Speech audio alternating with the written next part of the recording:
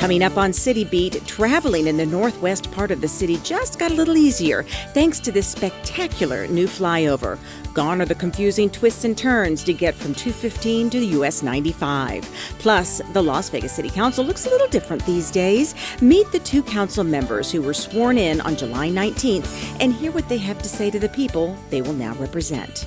And who knew walking could be so hazardous to your health? We'll talk to a safety expert who says emergency room visits from walking injuries have doubled in recent years. The culprit and the common sense she bestows upon us coming up.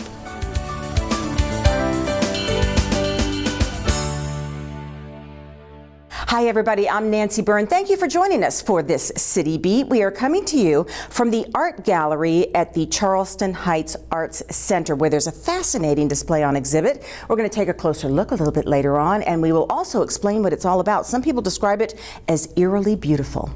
But first, before the recession, Ward 6, up in the northwest part of our city, was the fastest growing area of the city.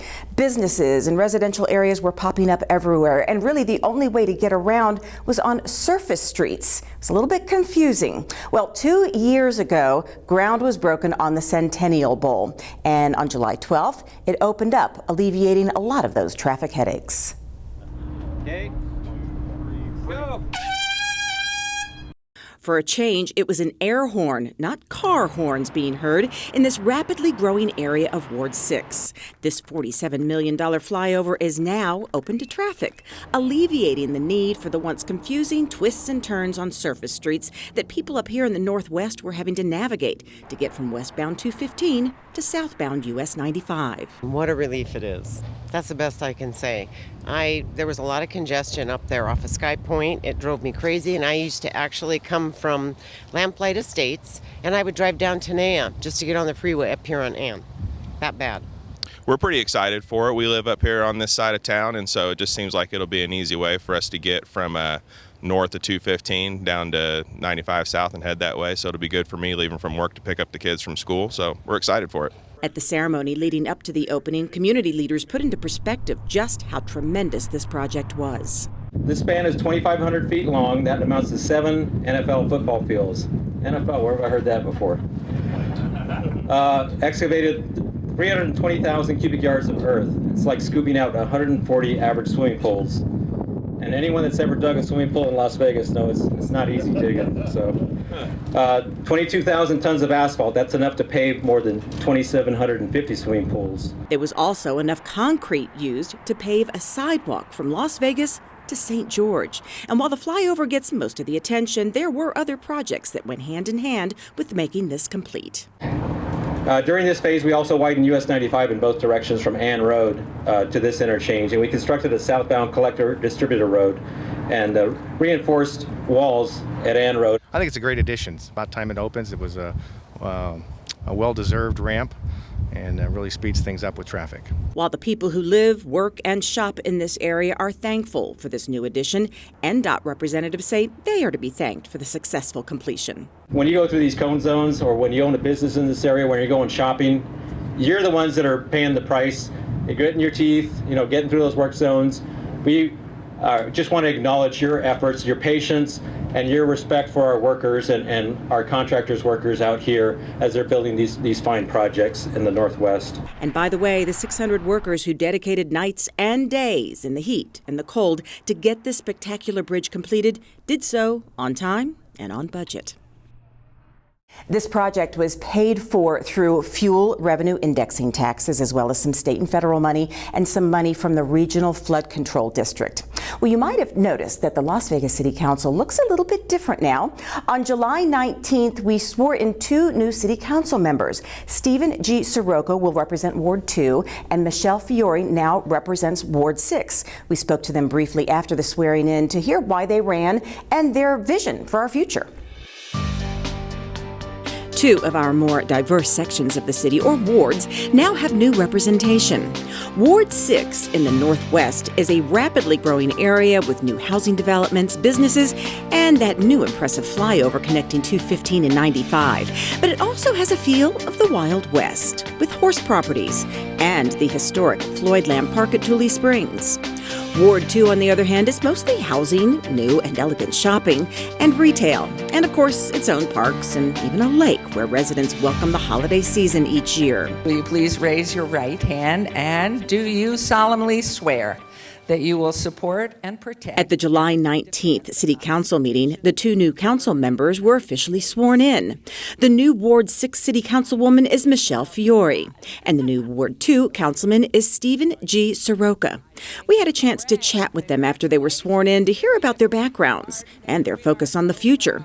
If Michelle Fiore is a familiar name to you, it may be because she spent many years serving in the Nevada Assembly. I've been in Nevada for 25 years from Brooklyn, New York. I have 2 beautiful grown daughters. I take care of my mom, and now I have 5 grandchildren.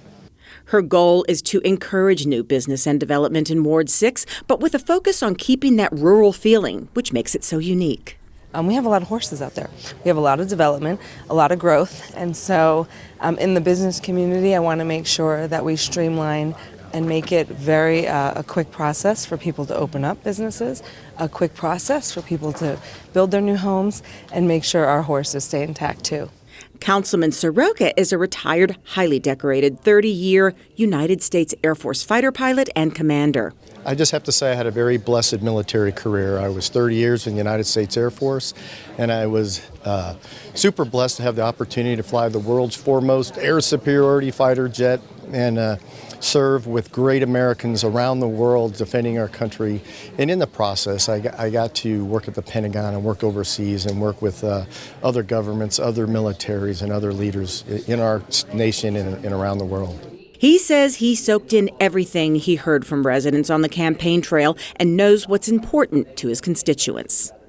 I know public safety, and I'm speaking to the people of Ward 2 right now. I heard you speak about public safety, and it really resonated with me, and police and crime that is growing in our area, regardless of the community that we lived in Ward 2. So that was probably the biggest issue, believe it or not. Both new council members say they are proud and humbled to be entrusted with these important positions, and they had a message to all the voters, the ones that put them here and those who maybe had another candidate in mind. But I really feel I'm very close with the community right now, because knocking on over 42,000 doors between myself and my team, we really got a sense of what people cared about. And I was very impressed by our community, how they were engaged. They can count on full accessibility to me. I want to say thank you so much to my voters. And for the folks that didn't vote for me, thank you, and I hope I can earn your trust. Congratulations to our 2 new city council members.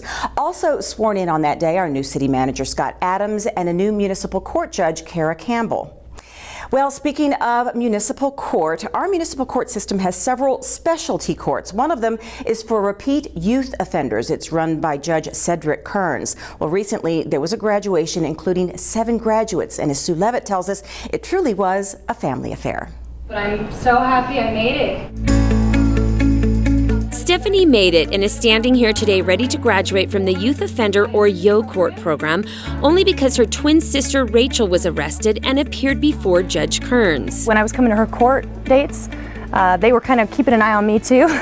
And they had realized I didn't look right. Maybe something was up with me, and they offered to drug test me, and I left. This is when Judge Kearns told Rachel she could participate in YO Court, but only under one condition. He wouldn't let me take the program unless she joined. Not wanting to spend the next year of her life in jail, Rachel pleaded with her sister to join the program. He knew that if one sister gets help and the other one's still out, it's not going to work. And on the day Judge Kearns was expected to sentence Rachel to a year in jail, She was late, and my stomach just dropped, and I was like, oh gosh, I'm doing a year in jail, so. Because you're relying Then she walked in, so.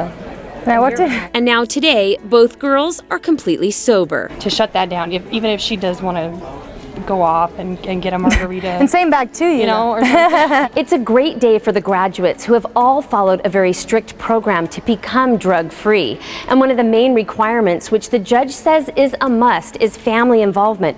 And we can see this by the amount of people who have come today and filed into the chambers to show their support. Why would you work so hard on an individual if you're going to send them back to the toxic background where they came from? At least when you work with the family, they're all healthier when the day is done. And so success rate goes up quite a bit. The 7 graduates have all followed Judge Kern's strict program that includes staying sober, reconnecting with family, counseling, and attending substance abuse classes.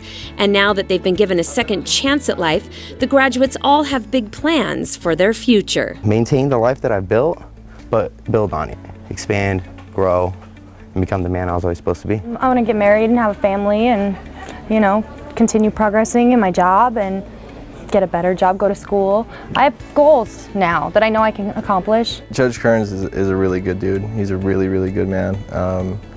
In the beginning, it was like when you first get in the program, you're like, wow, all these rules, you think he's a little crazy. And then you get to the end and you're like, everything makes sense. All the rules that were in place, like it's to get you to this, where you're doing this interview right now. All those rules come into effect when you're standing here now. It makes sense. I just want to say thank you. It's just been so beneficial for this whole family and me individually as well. My relationship with my brother is just a million times better, and he's my best friend. And so to lose him and to have him back, I owe a lot to Judge Kearns. If you want to get your life together, you're lucky to land in his courtroom and be offered this program. They say it's where miracles happen. They're not lying. For City Beat, I'm Sue Levitt. Judge Kearns has been running his specialty court for about 6 years now. Thank you, Sue Levitt, for that story. We're going to take a break, and when we come back, who would have thought that walking could be hazardous to your health? Well, apparently it is. Sometimes we'll tell you why.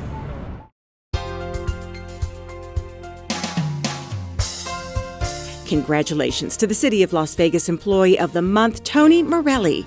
Tony is the supervisor for the East Side Street and Storm Drain section. In 2016, the city, for the first time, provided site preparation and cleanup support for the Life is Beautiful Festival. The festival brings in 100,000 people over 3 days, in addition to staging equipment, musicians, chefs, artists, and more. The work required 800 hours of staff time and 700 hours of time from misdemeanor work crews over a 2-week period. Tony supervised the removal and transport of 145,000 square yards of turf over 2 days alone.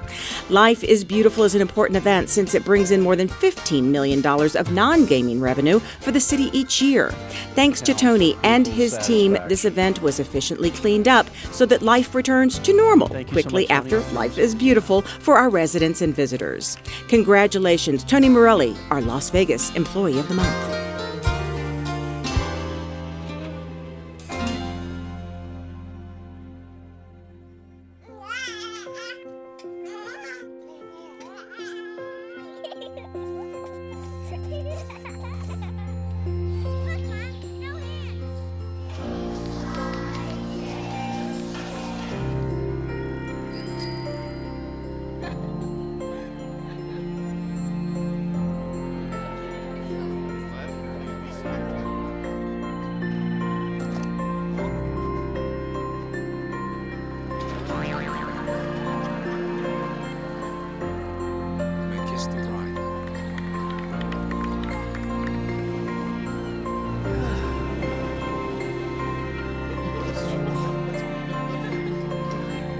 A full life, measured in seats, starts with the right ones early on. Car crashes are a leading killer of children 1 to 13. Learn how to prevent deaths and injuries by using the right car seat for your child's age and size.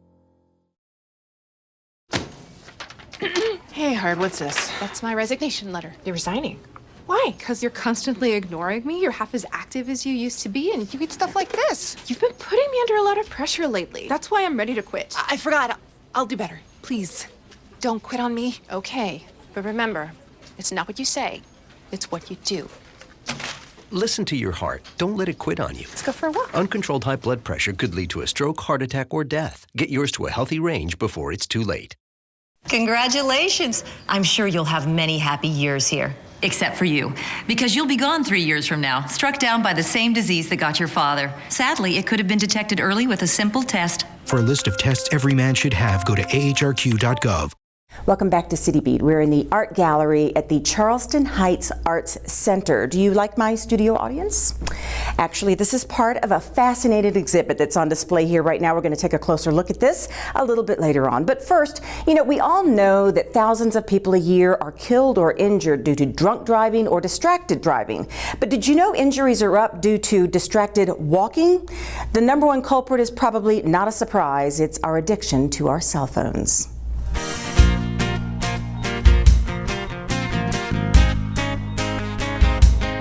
As if there are not enough hazards on our streets and roadways, why not just throw in pedestrians paying no attention to their surroundings because they simply cannot put down their cell phones? Over the last 10 years, there have been over 11,000 injuries of people talking on their or looking down at their cell phone and walking, and normally it results in falls. Holly Jensen is the Safety Loss Control Officer for the City of Las Vegas, and she says she doesn't have to look far to see people basically walking blindly because they're looking at their phones. She needs only to look out the window to the intersection by our City Hall. Emergency room visits from injuries due to distracted walking doubled from 2005 to 2010, all completely preventable. Holly says it's all about common sense and putting the phone away while walking near traffic and other obstacles. Look to the left, look to the right, look to the left again, and then even do it again because cars travel so quickly. Cross only at the intersections. Don't cross in the middle of the street. That's probably one of my biggest pet peeves.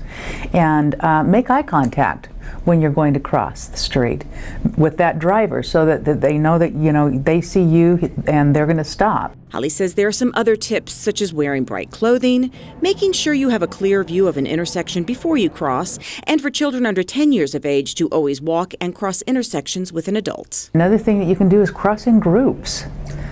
And so if you cross in groups, cars are going to be a lot more, they'll be more likely to stop. The other thing is just don't rely on a car stopping. And if for some reason you can't see, put your cell phone down and look where you're going when you're going to be crossing. We live in a city that's striving to be a safe, walkable community since walking is good for your health and good for our environment. But it can only remain safe and healthy if we all look out for each other instead of looking at our phones. Well, if being safe is not incentive enough, how about this? There are some communities across the country that are starting to make it a law. In fact, there is a city in New Jersey where a distracted walking ticket will land you an $85 fine. Well, it's that dreaded announcement by kids across the country. It's almost time to go back to school. And while many parents are breathing a collective sigh of relief, it's also a very stressful time for mom and dad. There's so much to do to prep your kids for school. And if you're doing this for the very first time, double that stress. So we checked in with some outstanding educators in our community for some words of wisdom.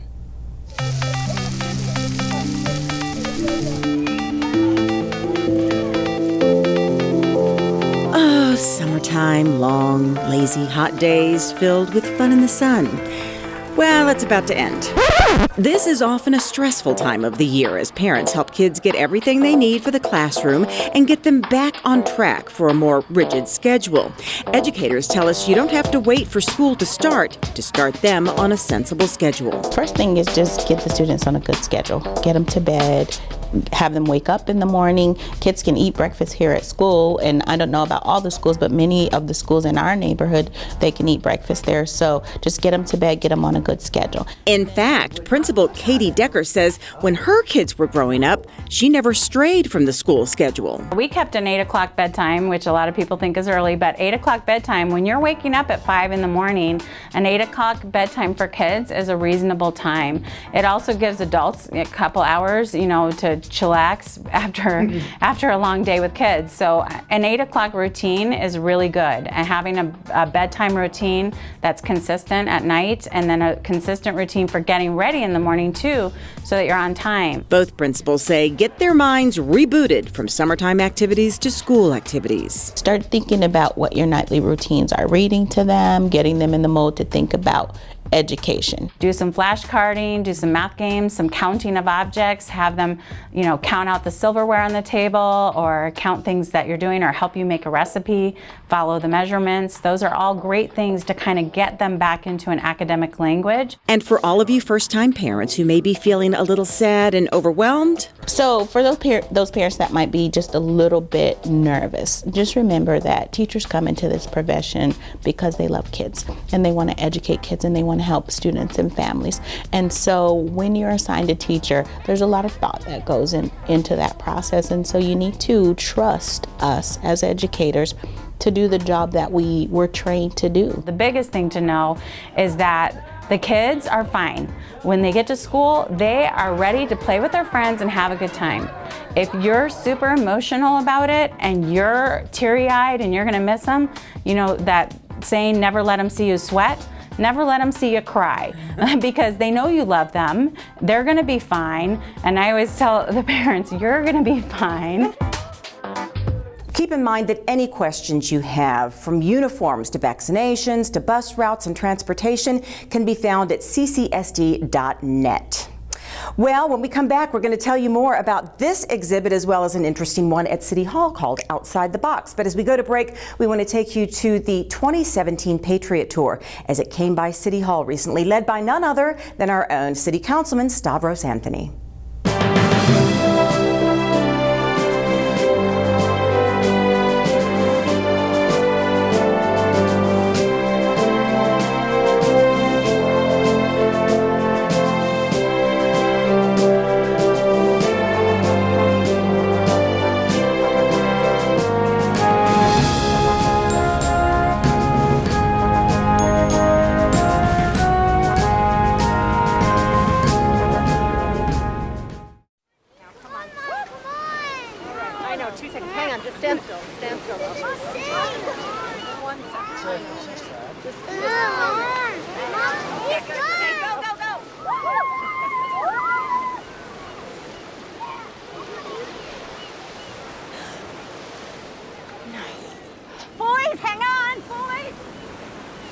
You don't have to be perfect to be a perfect parent. There are thousands of children in foster care who will take you just as you are.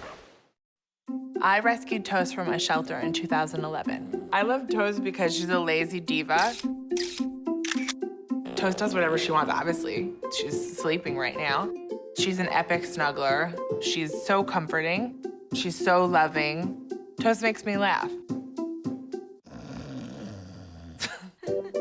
When I walked into the shelter, I knew right then that she was special.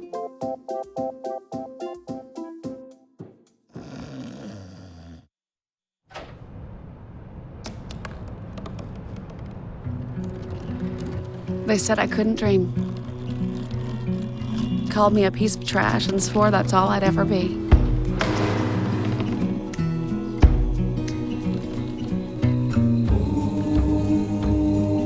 Said a bottle couldn't see the ocean.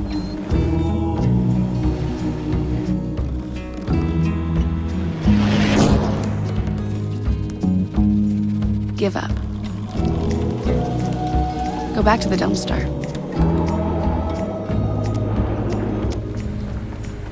But I didn't listen. I made my way.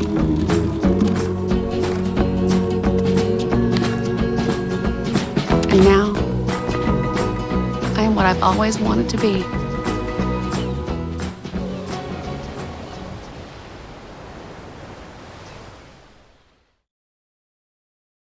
Welcome back to City Beat. You know, the city of Las Vegas really embraces the arts. Not only do we have great galleries across the city, but we also have some great public art on our sidewalks, our utility boxes, and our buildings. But city facilities also love to showcase art.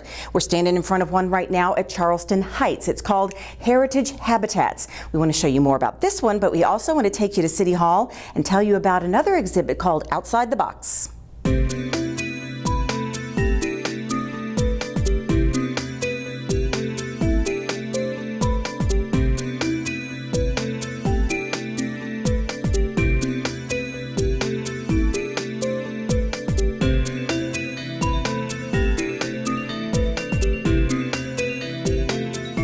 When you walk into the lobby of City Hall, you're greeted by these two interesting characters. And if you glance into the corner of this space, you'll see this. It may look like a pile of boxes, but a lot of thought was put into its meaning. These are just two of the most talked about pieces in this exhibit called Outside the Box. The idea of cardboard as a medium piqued the interest of visual arts specialist Jeannie Voltura after she did quite a bit of research. In this case, it's outside the box use of medium and also thought process while they were doing it. You know, like what could they make with that material to make it, you know, stand out or sting to the viewer. The boxes represent outsourcing, something that's become common practice in America and other countries in order to find the most inexpensive way to create products and provide services. So it's basically just plain boxes that have been stacked, and his idea is about sort of outsourcing work. So he wasn't even here when that was installed. He was in a residency in another state, and he hired someone to actually put it up. These two cardboard creatures speak to culture and history. And I found Warren King. His work just struck me just like it does most people when they walk in. It's very realistic. It looks like real people, but it's made out of cardboard. And the back is left undone because history is, you cannot quite get back the full account of history and your heritage going back years and years. So that's kind of what he meant by that. This exhibit closes September 7th with a reception here in City Hall from 5 to 7 p.m.